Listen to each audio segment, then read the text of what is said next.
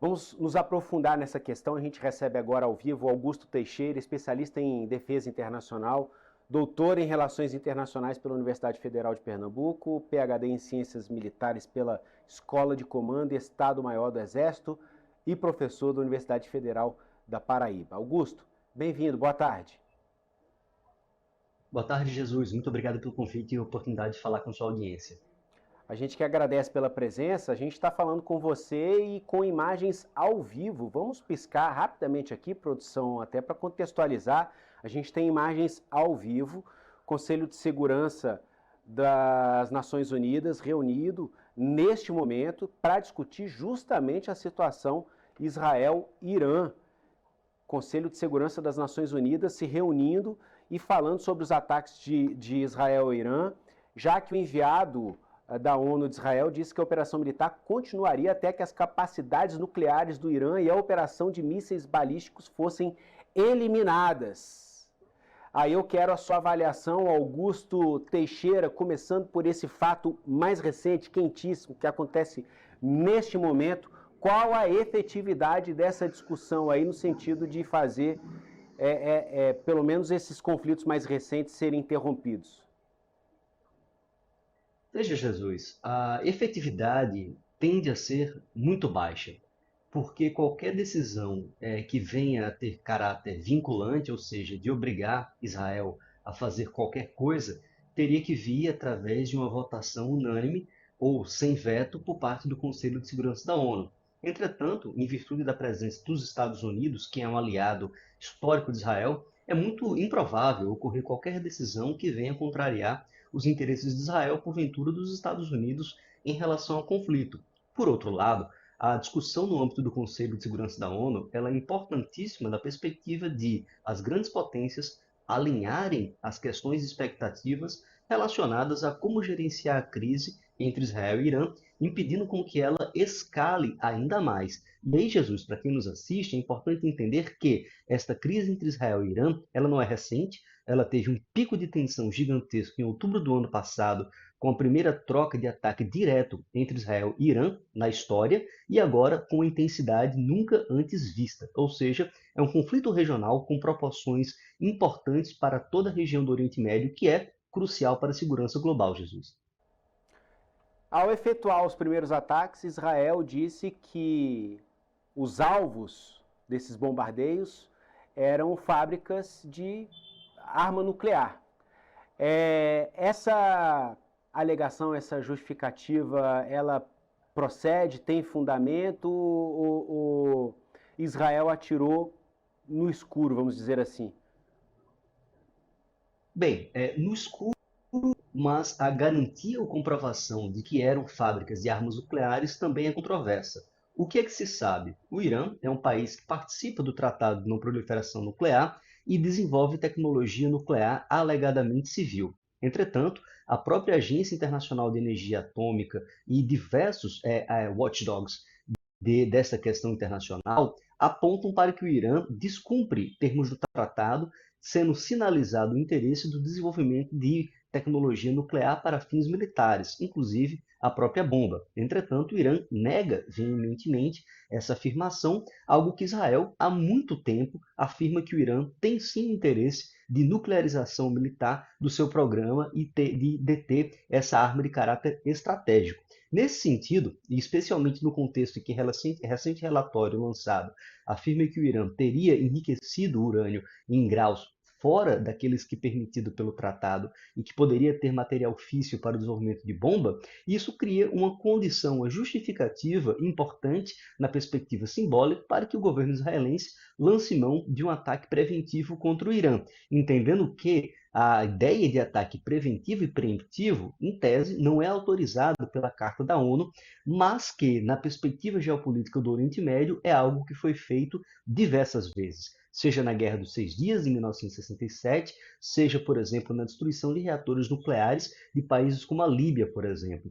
Então, se nós observarmos para esse contexto, o que Israel busca fazer, ou buscou fazer, é a destruição de capacidades materiais de enriquecimento de urânio e, de forma mais geral, do programa nuclear iraniano, não apenas com a destruição de instalações, notadamente o dano na instalação em Natanz, por exemplo, mas também com a decapitação, o assassinato de diversos cientistas importantes para o programa nuclear iraniano. Com isso, vindo a ou retardar o progresso do programa nuclear do Irã, ou a destruí-lo quase que por completo em virtude da destruição, seja de capital humano, mas também das instalações necessárias para o seu desenvolvimento. E isso, em grande medida, está relacionado, de um lado, ao esforço de não proliferação nuclear no âmbito da região do Oriente Médio, e do outro, a garantia da condição de Israel como hegemon militar dentro daquela região, por ser essencialmente o único detentor de armamento nuclear, apesar de não ser oficial essa categoria, Jesus.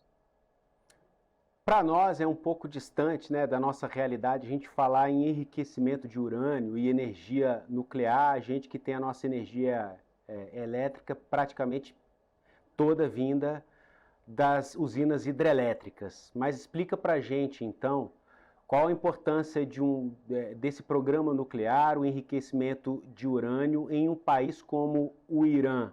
Não seria, então, apenas uma justificativa sob o pretexto de se produzir energia elétrica, ter ali algo que pode ser desviado rapidamente para a produção de armas nucleares?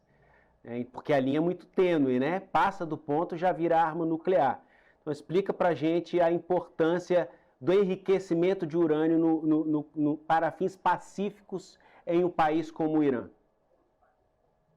Jesus, esse é um ponto crucial em toda discussão sobre não proliferação nuclear, porque o Tratado de Não Proliferação Nuclear, ele não é obrigatório. Os países decidem fazer parte do tratado.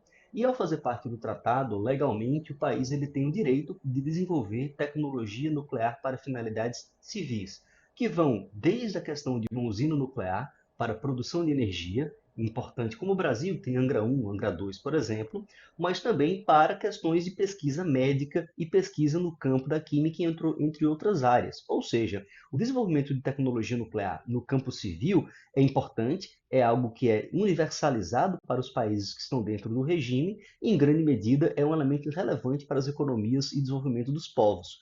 O grande problema ocorre em virtude da possibilidade de que esta é uma tecnologia de natureza dual, ou seja, ela sim, ela pode ser utilizada para finalidades civis, voltadas ao desenvolvimento, crescimento da economia ou questões médicas, mas ela pode ser utilizada para finalidades militares, como você bem coloca, elevando o grau de enriquecimento para além daquele que é permitido pelo tratado. Nesse sentido, esse aumento do enriquecimento, do grau de enriquecimento, não é algo fácil. Não é algo que os países que produzem energia nuclear conseguem fazer rapidamente. E, nesse sentido, há cerca de 10 anos ou mais, o Irã vem sendo acusado de estar aumentando progressivamente as suas capacidades de desenvolvimento e de enriquecimento de urânio para além daquilo que é permitido, o que poderia ensejar a produção de material para a produção de uma arma nuclear. Lembrando que, mesmo que o Irã tenha a capacidade para enriquecer urânio a um grau que nós chamaríamos de weaponized, ou seja, apto para armar uma ogiva, isso ainda teria que passar por outros desafios técnicos, como, por exemplo, a redução ou a miniaturização da bomba, especialmente da ogiva, do mecanismo de gatilho, somado também à acoplação com o sistema de lançamento de mísseis balísticos, essencialmente, que uma coisa você ter uma carga convencional explosiva, outra coisa você ter uma ogiva nuclear e um míssil. Então, de toda forma, essa área, apesar de você possuir uma forte investigação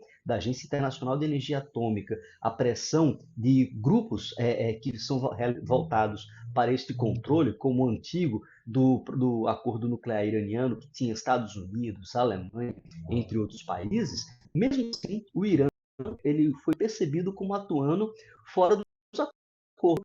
A descoberta de usinas de enriquecimento de urânio que não tinham sido identificadas ou informadas para a Agência Internacional de Energia Atômica. Ou seja, se de um lado o Irã tem o direito de desenvolver energia nuclear para sua economia, por outro, existem indícios de que esse enriquecimento pode ser utilizado para finalidades de caráter militar. No contexto geopolítico do Oriente Médio, Israel realizou o que ela já fez em outras circunstâncias, que foi a tentativa de degradação da capacidade latente nuclear do seu rival estratégico.